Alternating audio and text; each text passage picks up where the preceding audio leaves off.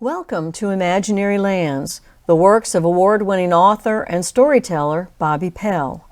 Today's selection, The White Gander, is a tale of a young Irish lad who learns the value of exploring his talents for the pleasure it brings to himself and the good of the community. Listen to this humorous yet haunting tale of a chance encounter on All Souls' Night with a mystical, magical being who changed Seamus's life.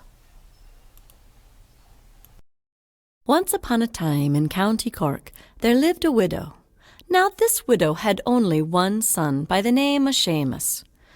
Seamus was known in the county to be one of the laziest boys that had ever lived, for surely after his father had died several years ago, leaving them the family farm, it was rare to see him helping his ma out with all the chores about the farm. But she didn't really mind about this at all, for her husband had been a grand musician, one of the best uilleann pipers in all the county, and she'd wanted Seamus to follow in his footsteps. Yet when his father had tried to teach him the tunes on the pipe, he only learned one tune. And after his father died, Seamus was the only piper left. Now the people never complained, for when there was a wedding or a funeral, they would ask Seamus to play, and he'd play the one tune. But having one tune was better than no tune at all. Soon it was All Hallows Eve.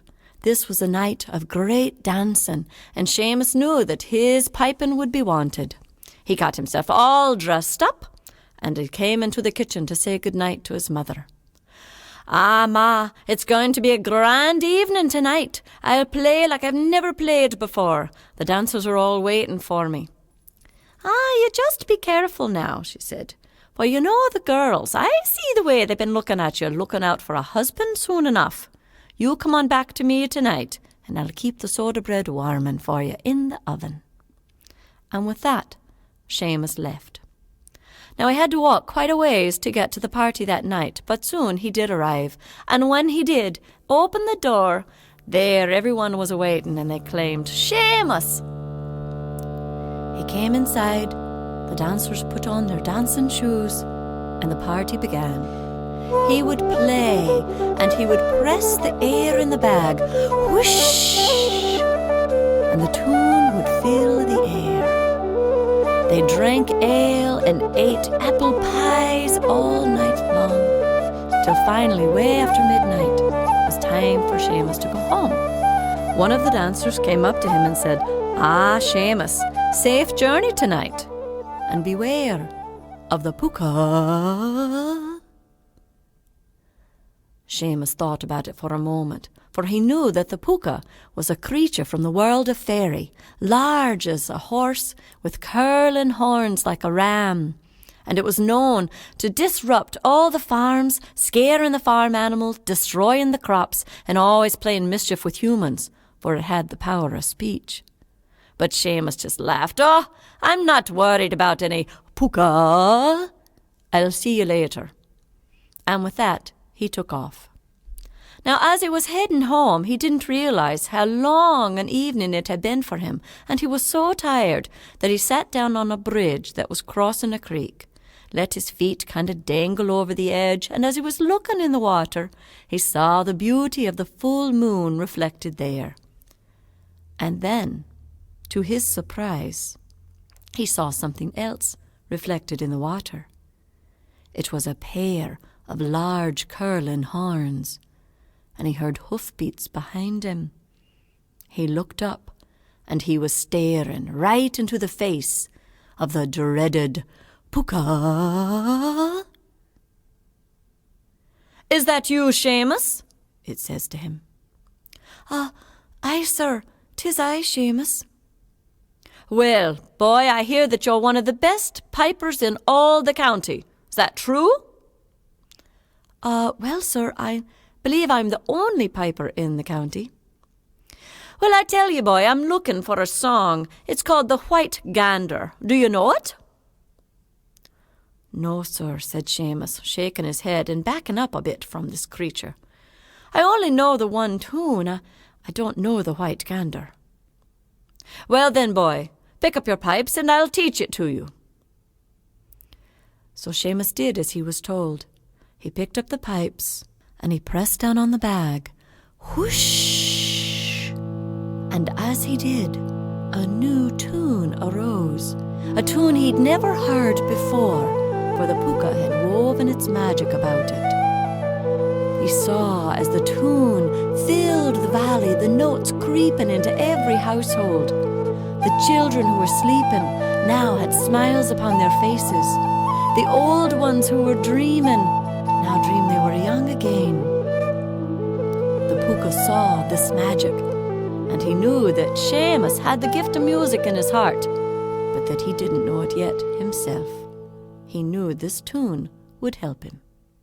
"Boy, climb upon my back. I know of some ladies in need of this tune tonight. Come now." No, sir, I really need to be heading home." "Boy, climb on my back." And with that, Seamus found himself upon the back of this great creature without even doing a thing himself. He clutched onto his pipes with all his heart, and they began galloping over the hills, one after another, far, far away, all the way to the top of the hill of Knocknashee. When they got there, the puka took his large ram-like horns, and he knocked at a large boulder. The boulder split in half, and as it did, a doorway appeared. They walked down through this doorway, way down a long tunnel, all the way into the heart of the mountain. Soon they came to a lighted room, and Seamus slid off the back and looked. The room was filled with candles and sconces, all ablaze. There was one long table going down the centre of the room, and on either side he counted there were 50 ladies seated at this table. There were steaming trays of food on silver platters. There were ribbons flying everywhere. And one of the ladies said, "Ah, Puka, have you brought us a guest?" "Yes, ladies, I've brought you someone to play for you, so you might dance a bit tonight." Seamus picked up his pipes, and the puka said, "Now, boy, play the White Gander." But before he did, Seamus took a closer look at these ladies. One of them came up to him and offered him something to drink, but he knew, being in the fairy world, that if he were to drink from their mugs or to eat from their tables, he would never be seen in his world again. As he politely refused her, he looked at her face, and he looked past her to the rest of the ladies, and stepped back in shock. For there, where lovely hair should have been, was black and grey hair, stubby and snake-like, coming out of their scalps. Where there should have been 2 eyes, many of them only had 1.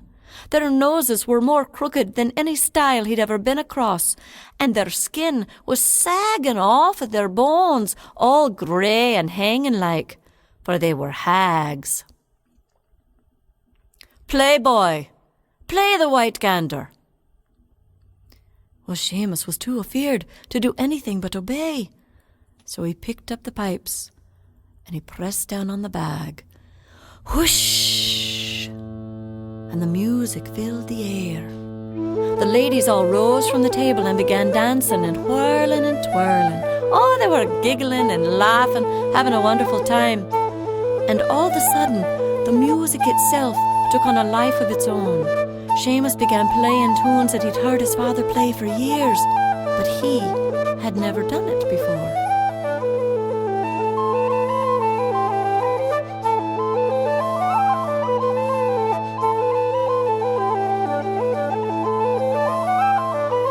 The music had a magic of its own as well, and it began whirling and twirling the ladies in such a fury that one of them cried out, "Aye, Seamus, we've been dancing for hours. If you don't stop, we'll all die." Well, he couldn't stop, and so out of the corner waddled a large white gander. It came over to him, and with the sharpness of its beak, it poked at the bag of the pipes, and the bag went whoosh. and the music stopped. Seamus sat down. He was exhausted. He took a rag from his back pocket. He wiped his brow and wiped the sweat from his face. And then he heard a voice behind him. "Oh, Seamus. Oh, you saved us. Thank you for such a lovely dance. We'd like to show you how much we appreciate all you've done. Here, take this from me." He turned around, and there, standing before him, was the most beautiful woman he'd ever seen. And now, as he looked about the room, all of the women had changed. They were gloriously handsome and beautiful. She handed him a gold coin. Not fairy gold that turns to dust, but real gold that would do him good in his own world. As she left, each one of the ladies came by and pressed a gold coin into his hand. When the last had gone, he now had 100 gold coins all stuffed in his pockets. "It's time to go, boy. Hop upon my back again." Well, just before Seamus found himself upon the back, he knew that his father's pipes had been ruined, and he was downhearted. But from the corner once again waddled the great White Gander. It came over to Seamus and lifted up its great white feathery wings, and underneath it was the most beautiful set of uilleann pipes that he had ever seen. He took the pipes and grabbed a hold of them to his chest, and then before he knew it, he and the Pooka were travelling up the long tunnel back to the top of Knocknashee. Now the tunnel was still open at the top, and as they left, the rock closed behind them. This creature galloped faster and faster over the hills, taking Seamus back to the spot right at the creek and the bridge where they'd first met. And there Seamus slid off his back, and the creature says to him, "Ah, boy, you've done a wondrous thing tonight. The ladies are more than appreciative. But I hope you've learned now that the music was in your heart all along. You need to share it now, and don't keep it pressed in all locked up again. And know this, come next All Hallows Eve, I'll be looking for you, for I'll want to hear that tune, the White Gander, again." And with that, the Pooka vanished. Well, Seamus was so beset with all of the events of that evening that he ran home just as fast as he could, and he told his mother all about it. And from that day forward, he was now able to play all of the tunes he'd played for the ladies that night. Why, some people said he was even a better piper than his father ever was.